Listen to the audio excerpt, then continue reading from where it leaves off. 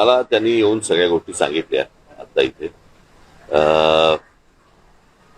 प्रश्न असा आहे की अजित पवार गेल्यानंतर अनेक संशयाची भूतं ही अजूनही फिरत आहेत त्या सगळ्या गोष्टीच्या अपघाताच्या मागे. मध्यंतरी मी कोणाशी तरी बोललो होतो की अपघात हा धोक्याने झाला का धोक्याने झाला हे अजूनपर्यंत महाराष्ट्राला समजत नाहीये. आणि अशा सगळ्या परिस्थितीमध्ये त्यांनी मला येऊन सगळ्या त्या टेक्निकल गोष्टी सांगितल्या ज्या त्यांनी पत्रकार परिषदेमध्ये पण सांगितल्या होत्या. मला त्या सगळ्या त्यांच्या बोलण्यातनं मला फक्त एकच गोष्ट जाणवली आणि ती म्हणजे त्यांनी 3 ठिकाणी FIR करण्याचा प्रयत्न केला आणि 3 ठिकाणी FIR करण्याचा प्रयत्न केल्यानंतर 3ही ठिकाणी सरकारकडनं FIR घेतले गेले नाहीत. म्हणजे त्या पोलीस स्टेशनला सांगितलं गेलं की ते FIR घ्यायची नाही. मला इथेच जास्ती मला संशयाची सुई ज्याला आपण म्हणतो की बाबा इथे सरकारला असं का वाटतंय किंवा पोलीस स्टेशनला का घेऊ देत नाही.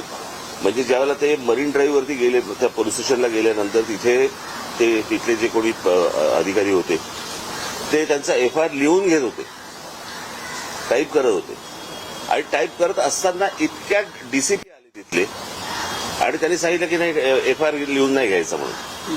तर हे कशासाठी आहे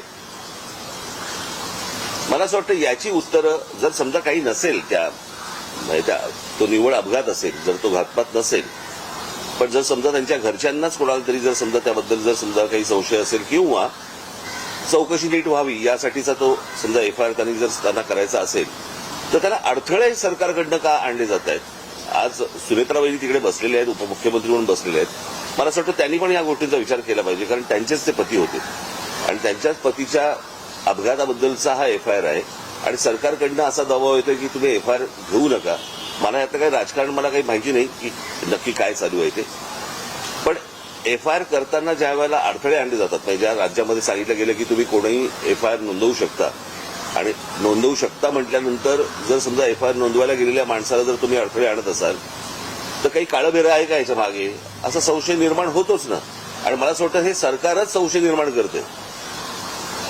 जर समजा त्यांना काही त्यांचं म्हणणं मांडायचं असेल, त्यांना जर FIR नोंदवायचं असेल आणि चौकशी त्या पद्धतीने व्हावी अशी जर त्यांची अपेक्षा असेल ती यात गैर काय. आणि म्हणून मला असं वाटतं की ह्या गोष्टीकडे जास्ती गांभीर्याने पाहिलं पाहिजे आणि मला असं वाटतं सरकारने या गोष्टींची उत्तरं त्यांना दिली पाहिजे. सोबत CBI आणि CIDची चौकशी तेही कुठपर्यंत आले. अजून CBI चौकशी जी आहे मला असं वाटतं ब्लॅक बॉक्सचं पण अजूनपर्यंत काही कळलेलं नाही काय झालं आणि काय नाही ते. म्हणजे किती विमान कितीही डिस्ट्रॉय झालं तरी ब्लॅक बॉक्स हा कधी डिस्ट्रॉय होत नसतो. त्याचंही काय झालं अजूनपर्यंत समजत नाहीये आणि नक्की सरकार मला असं वाटतं की हे संशयाची भूतं नाचवते या सगळ्या गोष्टींच्या मागे. आता याचं काय त्यांना त्याच्यातलं काय राजकारण आहे मला काही माहिती नाही.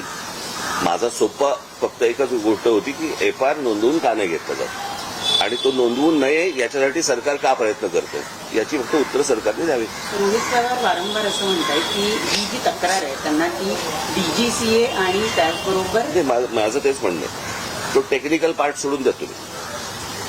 एकदा FIR नोंदवला गेल्यानंतर त्याच्यामध्ये ज्या प्रकारच्या गोष्टी ते सांगितल्या जातील त्याप्रमाणे चौकशी व्हावी. सोपं आहे.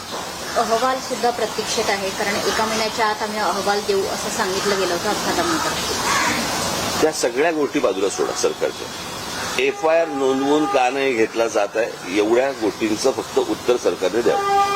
3 ठिकाणी प्रयत्न करून पण जर समजा नोंदवून घेतले जात नसतील आणि पोलीस स्टेशनवरती जर समजा तुम्ही दबाव टाकत असाल की नोंदवून घ्यायचा नाही म्हणून तर हे कशासाठी आहे ते कळलं पाहिजे. मला असं वाटतं महाराष्ट्राला कळलं पाहिजे. रोहित पवार आमदार आहेत आणि अजित पवारांच्या मृत्यू प्रकरणात ते FIR नोंदवू पाहत आहेत. त्यांचा FIR जर नोंदवला जात नसेल तर सर्वसामान्य माणसाचं काय करायचं. आणि हा कुठच्याही राजकारणाच्या पलीकडचा विषय आहे. मला असं वाटतं की आपल्यातली एक व्यक्ती गेलेली आहे आणि इतका दुर्दैवी अपघात हा कोणाचाच अपघात होऊ नये, इतका दुर्दैवी तर होऊच नये. आणि अशा सगळ्या परिस्थितीमध्ये जर समजा काही गोष्टी जर त्रुटी असतील त्या त्रुटी जर समजा FIR मध्ये मांडायच्या असतील तो मांडला दिला जात नाही. मला असं वाटतं की हे काहीतरी आपण कुठेतरी भलत्या लेवलला महाराष्ट्र आपण घेऊन चाललेलो आहे एवढंच फक्त यातनं दिसतं, अजून काही दिसत नाही. हे अधिकारी दाखल करून घेतले तर या अधिकाऱ्यांवर देखील कारवाई होणं अपेक्षित आहे. पण अधिकाऱ्यांना जर समजा सरकारच सांगत असेल की करून घ्यायचं नाही तर तुम्ही अधिकाऱ्यांना काय दोष देणार? सरकारवर दबाव. नाही, आता मला असं वाटतं की त्यांनी हा प्रश्न विधानसभा अधिवेशन सुरू आहे, अधिवेशनामध्ये ही गोष्ट मांडावी. उद्या लोकसभेचं अधिवेशन सुरू होईल त्यावेळेला मला असं वाटतं राष्ट्रवादीच्या खासदारांनी ते प्रश्न तिकडे उपस्थित करावे. मला एवढंच फक्त परत सरते शेवटी म्हणायचं, सरकारी दबावामुळे एफआयआर जर नोंदवला जात नसेल तेही अजित पवारांसारख्या व्यक्तीसाठी, तर याच्यात काय नेमकं काळबेरं आहे ते मला असं वाटतं सरकारला सांगावं तर लागेलच निश्चित. 1 महिना होत आला प्राथमिक अहवाल सुद्धा सादर झाला. अजून सादर झालं नाही. तर त्याच्यामुळेच काय होतंय की त्या असल्या सर्व गोष्टींमुळे संशयाची भूतं नाचवली जात आहेत किंवा नाचत आहेत. आणि मग प्रत्येक महाराष्ट्रातल्या प्रत्येक नागरिकाच्या मनामध्ये जे शंका या ज्या निर्माण होत आहेत त्या सगळ्या याच गोष्टीमुळे होत आहेत. ठीक आहे. नवीन पोलीस स्टेशनला जेव्हा ते एफआयआर नोंदवायला गेले होते त्यावेळेस त्यांना सांगितलं की बारामतीमध्ये ही गोष्ट घडलेली आहे आणि ज्या ठिकाणी ज्या हद्दीमध्ये खरं तर ही गोष्ट घडते तिकडे एफआयआर नोंदवला जातो. त्या ठिकाणी जेव्हा एफआयआर नोंदवायला गेले तिकडेही टोलवाटोलवी केली. मी तेच बोलतोय ना, मला असं वाटतं 3 ठिकाणी त्यांनी केलं प्रयत्न, 3 ठिकाणी प्रयत्न केला आणि 3 ठिकाणी जर समजा नकार दिला जात असेल तर मला असं वाटतं की त्या काय शासकीय ती जी काही यंत्रणा आहे त्या यंत्रणेवरती दबाव आहे.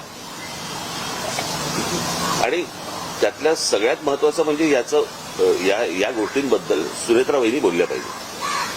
मुख्यमंत्री तर बोललेच पाहिजे पण सुनेत्रा वहिनी देखील बोलल्या पाहिजे.